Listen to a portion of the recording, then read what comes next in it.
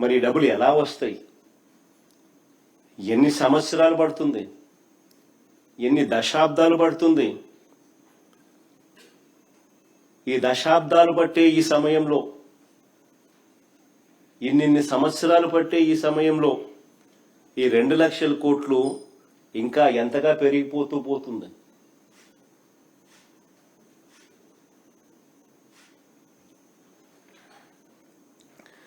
రెండు 2019కు ముందు ఈయనే స్వయంగా చేసిన మాస్టర్ ప్లాన్.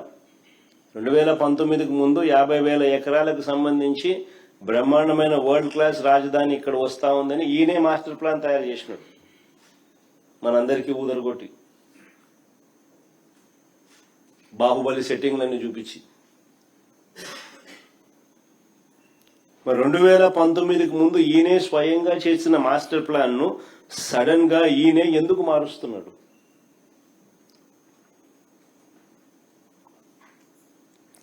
అప్పుడు ఇదే 50,000 ఎకరాల్లోనే బ్రహ్మాండమైన బెస్ట్ క్యాపిటల్ అని చెప్పి ఊదరగొట్టిన ఇదే వ్యక్తి ఈరోజు ఎందుకు మున్సిపాలిటీగా మిగిలిపోతుందని చెప్పి ఎందుకు అంటున్నాడు?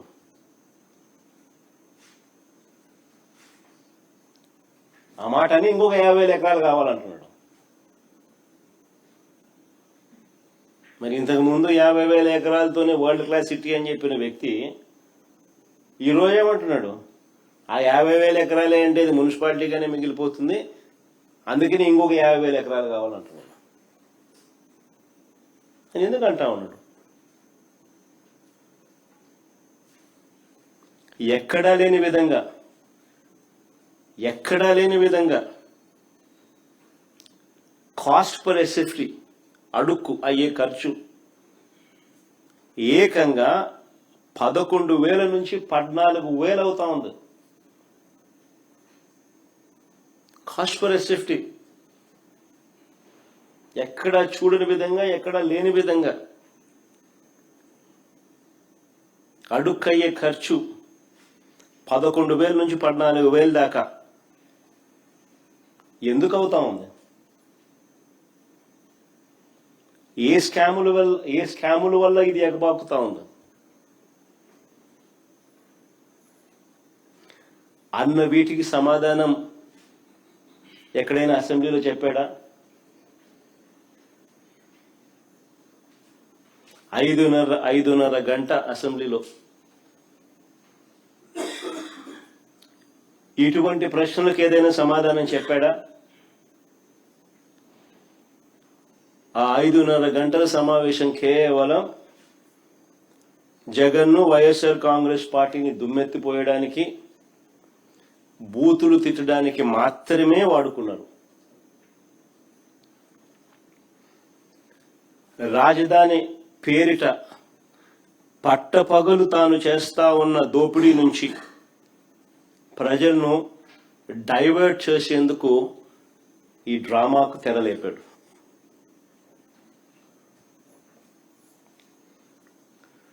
ఆశ్చర్యం ఏమిటో తెలుసా? ఓవైపున అసెంబ్లీ పిలుస్తాడు. ఇంతకుముందు నేను అన్నాను కదా, ఈ మనిషికి చిత్తశుద్ధి లేదు, నిజాయితీ అంతకన్నా లేదు అని చెప్పి. ఆశ్చర్యం ఏమిటి అని అంటే, ఓవైపు అసెంబ్లీని పిలుస్తాడు, ఇంకోవైపు అదే చట్టసభలో భాగమైన కౌన్సిల్ని పిలవడు.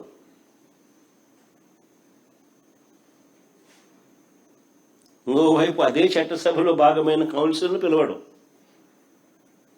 ఎందుకు? కౌన్సిల్ని పిలిస్తే రాజధాని పేరిట చంద్రబాబు చేస్తా ఉన్న అవినీతి భాగోతాన్ని కౌన్సిల్లో సభ్యులు బయట పెడతారని.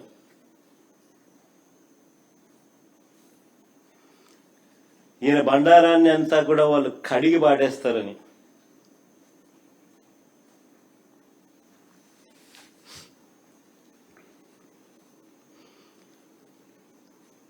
ఆశ్చర్యం కలిగించే విషయాలు ఇవన్నీ.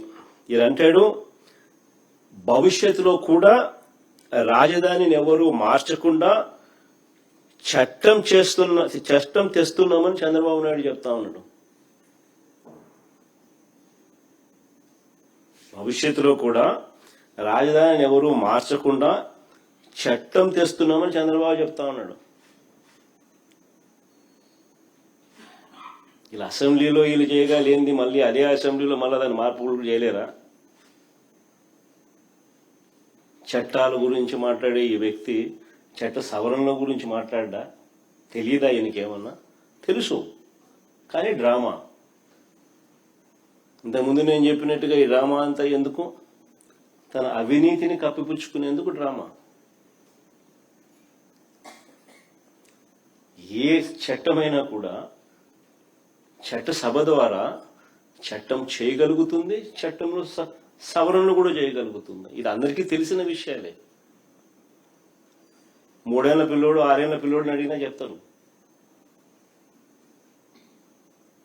కానీ చంద్రబాబు నాయుడు ఏదో కొత్తగా ప్రజలకు తెలియనట్టుగా, దాన్ని పక్కదోవ పట్టించేట్టుగా, దాన్ని ఏదో విప్లవాత్మకంగా తీసుకొని వస్తానట్టుగా ఓ బిల్డప్, దానికి ఒక కథ, ఎందుకు అదంతా చేస్తా ఉన్నాడంటే తన అవినీతి నుంచి టాపిక్ డైవర్ట్ చేసింది.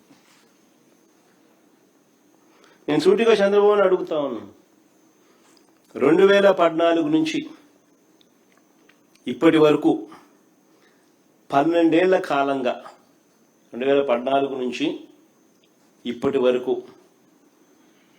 అంటే దాదాపు ఆయన 5 ఏళ్ళు, మళ్ళీ మన మధ్యలో మా 5 ఏళ్ళు, మళ్ళా ఇప్పుడు 2 ఏళ్ళు, దాదాపుగా 12 ఏళ్ళు కాలంలో మనస్ఫూర్తిగా చంద్రబాబు నాయుడు అడుగుతాను, నువ్వు ఈ ప్రాంతంలో ఉన్నావా అని అడుగుతా ఉన్నా. మనస్ఫూర్తిగా ఇక్కడ కాపురం పెట్టావా అని అడుగుతా ఉన్నా. ఇప్పటికీ కూడా మీ కుటుంబాలన్నీ ఎక్కడున్నాయని అడుగుతా ఉన్నా.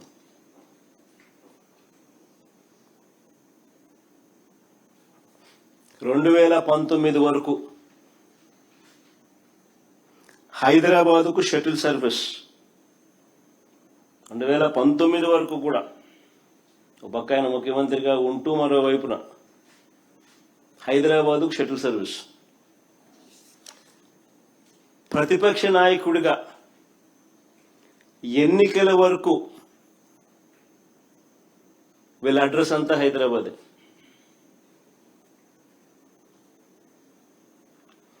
ఇప్పుడు కూడా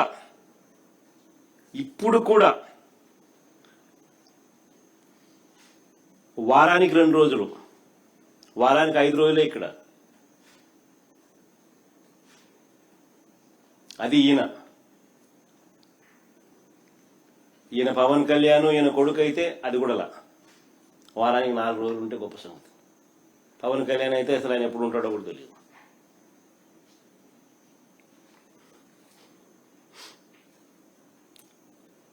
ప్రత్యేకంగా ఒక్కొక్కరికి ఒక్కొక్క విమానం, షటిల్ సర్వీస్, ఇవన్నీ వాస్తవాలు నేను చెప్పేటివి. ఏదైనా కానీ దుమ్మెత్తిపోయాలా అసెంబ్లీ అన్నది, అసెంబ్లీలో దుమ్మెత్తిపోయాలి అనే ఒక ఆరాటంతో మమ్మల్ని తిడతారు తప్ప, మేము అడిగే ప్రతి ప్రశ్న వాస్తవంగా లోతైన ప్రశ్నలు.